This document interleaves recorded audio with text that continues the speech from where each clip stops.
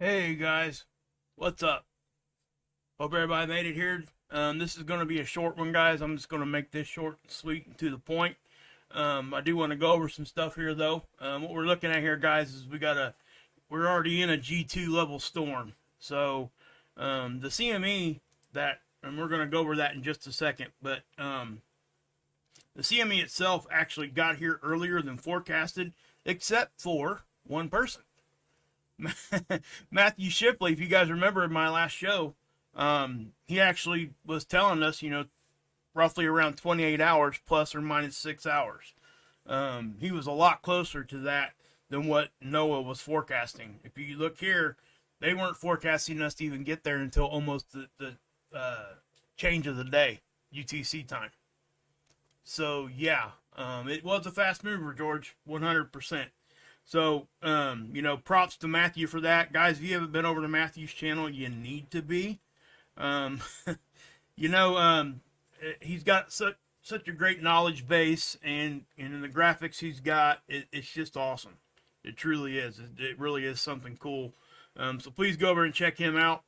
I highly recommend that you do. You're not going to get any kind of BS over there, all right? Just so you understand. And oftentimes nowadays, guys, that's not the case. Everybody wants to try to do this and do that and do this. It's just straight, space weather reporting. He runs a 24-hour live stream and pops in, every once in a while with a special live stream to touch on what's going on. So I just think it's a great setup, and he's an awesome dude and very intelligent. So anyway, so let's go ahead and jump into this.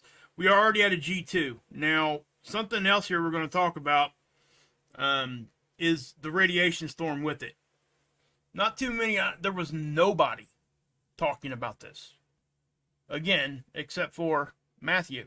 He said it was probably unlikely, but he actually brought this up when he was reporting on the initial blast during his stream, and he kind of walked through it right in front of everybody.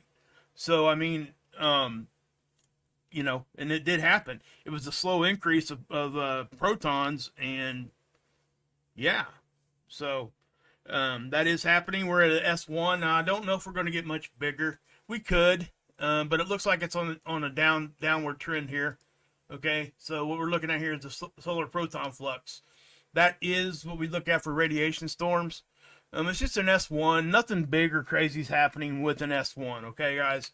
It's just a data point that we can look at to say, hey, we're actually getting energy from the sun, extra energy, more than what we would expect. That's really all that an S1 is really good good for talking about, honestly. Now, even an S2, it takes a lot for a radiation storm to actually get down to the surface and really affect us. And it has to be the big ones. And this isn't that, I don't think. But you can see a slow increase just from the base here. And this is, if you look here, you see this? This is when the filament erupted with the flare and the CME, which was the filament eruption. Okay? But as you can see here, are we still 5 for 5, guys? Just might hit me with a... I just want to double check. If you guys could please, hit that like button for me. And share this out real quick. It's kind of a weird time to be live streaming on a Sunday. I wasn't even going to do this, but this happened, and it came early, and I already talked about that part of it. But anyway, you can see where the eruption happened here, and then shortly thereafter, the protons started to increase. Okay, thanks, guys. Appreciate you. And yes, these things we also need to keep in mind. Zenwin makes a great comment right there. Okay. Hopefully that's there. Can you guys see that comment on the screen? Let me look. Sorry, guys. Yeah. Okay. Yeah. I got the TLB logo there on front of the name. Anyway, you can still see Zenwin's comment there. Yeah, guys, these things affect us. Okay. So there's so much research now that show this. There's no doubt that this stuff happens. It affects us physically. Okay. and nobody really even denies any of that. I mean, we really talk about it. This is why we talk about it, a good part of it. So, I just wanted to bring that to you and let you guys see that radiation storm part. But it does look like that's falling off some more. I don't know. I guess it could get more. But here's a good example of, this is the KP, right? I'll show you guys this. This is geomagnetic storm. This is what we look at to see what kind of storm level we're in. Hell, you're killing me, man. Anyway, I'm glad you're here, brother. But it says a 5-5, right? So that's a G1 storm, correct? Well, if you go up here, what's that say? It says G2. Now, they just switched this to G2. And let me tell you, I'm going to tell you why they did. Is because we did get into G2 level. This is the advantage of not just looking at the KP. We can look at the HP, the 30-minute and the 60-minute data plots. Okay? If you look here, this is why. We popped in the G2 level just for a very short amount of time. Okay? And it popped back down. Now, it might be on its way back up. It doesn't. I don't think it's going to go down real fast. Okay? This is going to be a longer lasting type of thing. Okay? I don't think it's going to be like days long, but it could, back at you, Monk. It definitely could, last a day or so. The residuals from all this depends on how much we're going to be taking in and all that. Now, there was something I was looking at here, guys, that really kind of took me back a little bit. We don't oftentimes see. I'm trying to find my Discover data here. Oh goodness, we're going to see some beautiful aurora from this too, guys. Let me bring up the Discover data. Sorry about that, guys. Should have had that ready to go. I thought I had it up there. But one thing you guys hear me preach about all the time, BZ, right? It's so important. It really is. Look how long we were in -6 conditions before we got into storm level. Right? This was allowing stuff in at the correct polarity. We were completing that magnetic circuit, right? The BZ, you got a negative and a positive, just like the charged particles coming at us. And when we're at the right polarity, we complete a magnetic circuit, and it allows these things to come in on our poles a lot easier. And even at that, it comes down towards mid latitudes and even equatorial latitudes. It can on the big ones. But as you're looking at this, you see how long we were in that? I think, and this is just my opinion, because this angle was at this orientation for such a long time, I think it was that this is part of why the radiation storm is here. And then, because this was just adding more and more, and then all of a sudden, we really went deep on the BZ. Look at this. I think I seen a reading of 20. There's a 24, a -24. I'm trying to find. There's another -24.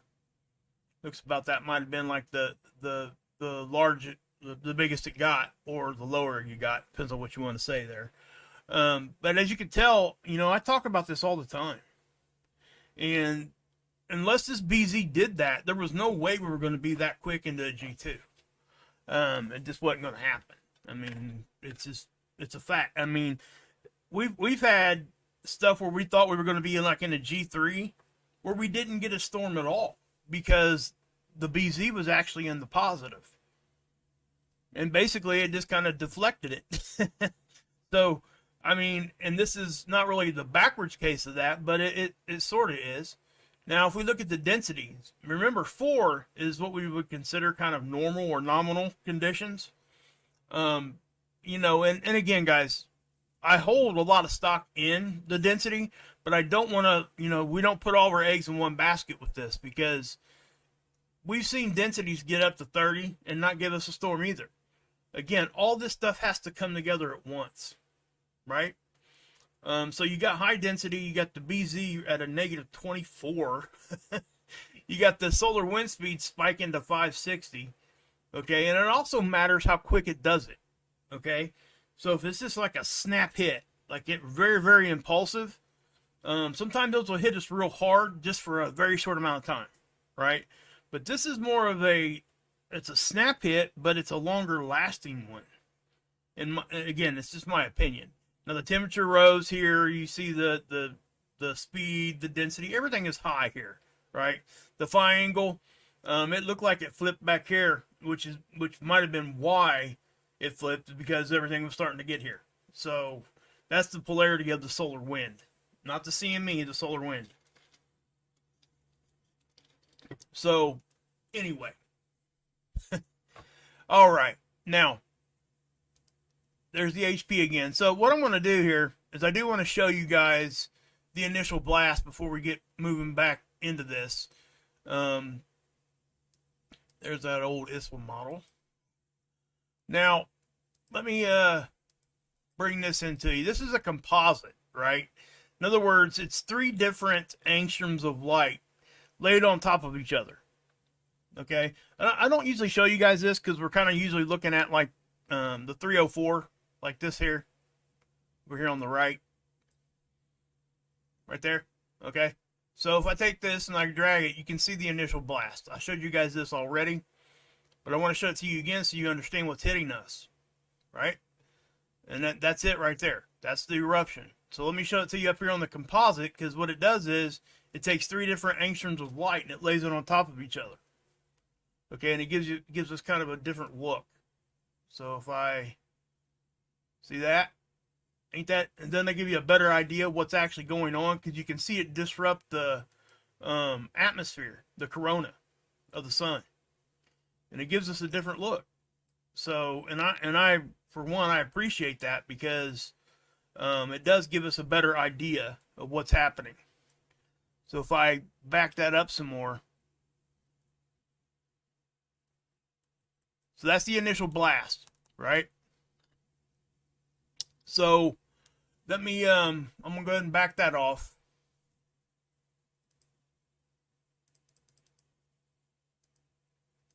Okay, there it is. Now, so that happened there. Anyway, let's, I know I got seeds up here somewhere. There it is. Okay, so here's the coronagraph from LASCO C2. I'm just going to start it, and we'll watch it again here. Here on the left. I'll pause it when we get next to it. That was the blast. Okay?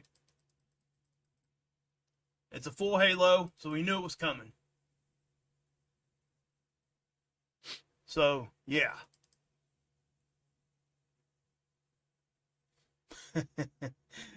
Yeah, there you go. There you go, Hilly, for sure. So, yeah. Okay. Let's see here. Now.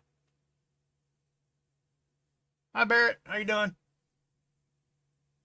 Oh, you're welcome. You're welcome. Okay, so this is the Australian magnetopause model. This is the version, you know, I show you guys this one a lot. We're going to look at this one too. But I want you guys to look at this one because it gives us a very simplistic look at how we're getting hit, okay? So let's go ahead and run this. That's our bow shock, and you're seeing it bounce all around because we're getting hit. Watch what happens here. I mean, it really does start to move. And then hey, Daryl. It'll start pushing our bow shock up against our satellite line here. That's where all the satellites are, and it'll hold it there.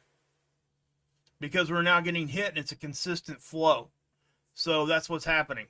It is into our satellite line. So, and actually I was over in Matthew's chat earlier, Matthew Shipley, and we were actually talking about the satellites. Some of those might have been put into safety mode because of this. You know, especially when our bow shock gets pushed into the satellite line here, they're out there with no protection at all, period. So, anyway, now let me go ahead and play this. This is, again, the other magnetopause models. And yeah, this is going to look more impressive, okay? It just does. It isn't anything different than what I just showed you guys. It's just a different visualization. You see that? Bam. That's when we got hit. And it's just a consistent flow after that. Now, this is density here. Now, check this out. I hope I still got, yes. You see this? See how it's white? That's low density. Low density particles show up on this model as white. So our bow shock's way out here. Okay? Now, watch what happens when this thing hits. Watch what happens. All those particles become dense. Okay, except for what's directly behind us, because that's inside our magnetopause. Or the Earth's magnetic field's actually blocking some of that. Okay, so that's what that is. Hey, Old Town. Oh, cool, cool. Yeah, you see me over on Pastor Paul, the webinar. Yeah, I mean, I had a really good time doing that webinar. You guys should go check it out. I'm not sure if they're still. I think they're going to put it on DVD. They might. I'm not sure exactly. But I spoke at the webinar over there, and it was a really good time, and good people. Paul's a really good guy. Him and Heidi, Israel, all those guys over there, they treated me really well, and yeah, very cool. I look forward to doing it again, and hopefully they'll ask me back. I'm going to try to put together a lot better graphics next time, if I get asked back. I don't expect anything, right? It's not like that. It's just, yeah, I did have a good time, and it was a good thing. It's the first time I'd ever done something like that, so I was kind of nervous and all that. But anyway, so this is magnetic pressure. But go over and check his channel out too. And guys, listen. I spoke at the webinar over there, so that'd be awesome if you guys could go check that out also. But anyway. Here's this. This is the magnetic pressure. And you can see how it just blasted in, right? So, anyway, we'll move on to the next one here. Now, this is the geoelectric. This is not magnetics. This is our, the conditions at the surface geoelectrically, right? They're directly related to geomagnetism. Whenever we're getting hit like this, the geoelectric field also changes. So you ask yourself, well, why are they even... Why is there two different models? Well, this one has USGS stamp on it, right? Earthquakes. So USGS and NOAA are both working together here on this model because we know that this affects earthquakes. We know this. They're just trying to figure out exactly how much and what exactly and how it happens. But as you can see here, guys, we don't often show you this one and be able to show you guys something that intense. I mean, it's pretty intense, and it's probably going to get a little bit different, a little bit more intense as we move on. Now, I don't know how strong this is actually going to get. Okay, we're at G2 now, but check out these aurora. I mean, these aurora are just off the chain right now. Look at this. If it was dark outside over here, yeah. But this looks like G3 level kind of aurora to me. So it may be even more. So I think that we're probably going to get to G3 at some level. We may even get a little higher than that. We may get to G4. I'm not going to say that we are.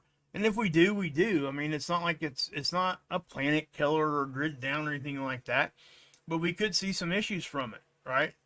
And we'll go over some of those here in a few minutes just to touch on them.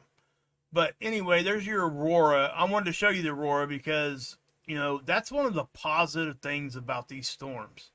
These aurora, they're beautiful, beautiful stuff. We see a lot of good aurora photography when it comes to these things. Great stuff. So, what can we expect as far as conditions here?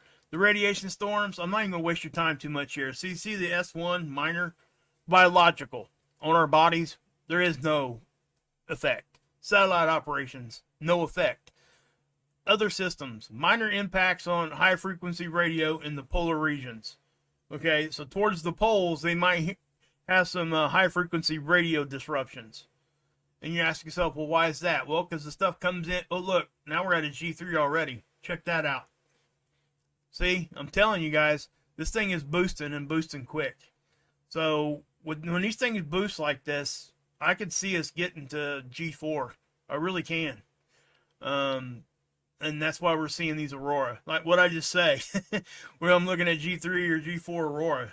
That's crazy. Anyway, this is the absorption. When we get hit with a flare, we always see these bullseyes, right? So what you're seeing here is a flood of protons. And they hang out. They don't just go away like X-ray do with a flare. Right? These things are hanging out. They're in our atmosphere now. And they're going to hang out for a minute. Okay? So, anyway. Let's yeah, okay, already went over that. So there's seeds again. Now I wanted to show you guys this strange earthquake I noticed. Okay, they put this in here. Look at this. It's in New York.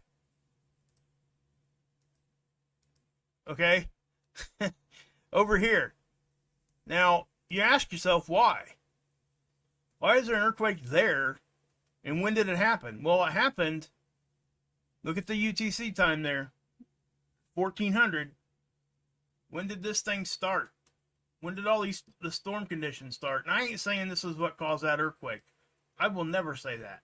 Okay. But if you look at what time this stuff started, you got 3, 6, 9, 12.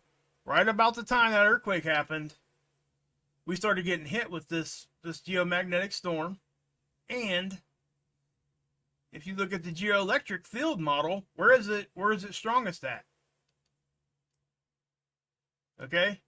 Look where it's strongest at, up in that area. See this? And again, I'm not saying that this is what caused it. I'm just saying it probably didn't help it. Okay? So that's kind of what I'm saying. I just wanted you guys to see that because it is interesting. We don't expect to see, especially a 3.6 up here. We don't usually see these kind right here. But, you know, I'm sure somebody else that knows a lot more about earthquakes than me will talk about this, you know. Hopefully they will anyway. Okay, well, that's pretty much it, guys. I'm not going to waste too much more of you guys' time. What we'll do here is I'll re-update this one. We'll take a look at this one again. Yep, see, look at that. Yeah, it's at a 7 right now. This thing climbed to a 6. It stayed at a 6. These are 30-minute data plots, guys. So I mean, if we get into like a G4, I'll try to come back on later on tonight sometime, and just give you a little quick update. But thanks for coming and checking this out with me, guys. I'm working on a new intro. The one intro I got, I can't use that music anymore. It sucks, and I know. I apologize. It was my favorite music too, but I can't use it anymore because of what happened to that website. So the music's not available anymore, and you can't use it. So it's got some copyright stuff with it, so I can't use it anymore. But I talked to Adam Marfugel. I'm going to put together a 10 or 15, maybe a 20-second intro, and he's going to put some music to it for me. So hopefully we'll get something going there, and it should be fun, should be good. And yeah, so let's go ahead and pop on out of here, guys. I will definitely see you guys as soon as I can. I appreciate you all coming and just checking this out and spending some time with me, guys. I'll try to be back, give you guys updates. And yeah, God bless. Yahusha saves. No fear, ever. Never no fear. Okay, guys? Ever. All right? And yeah, you can drink this Kool-Aid.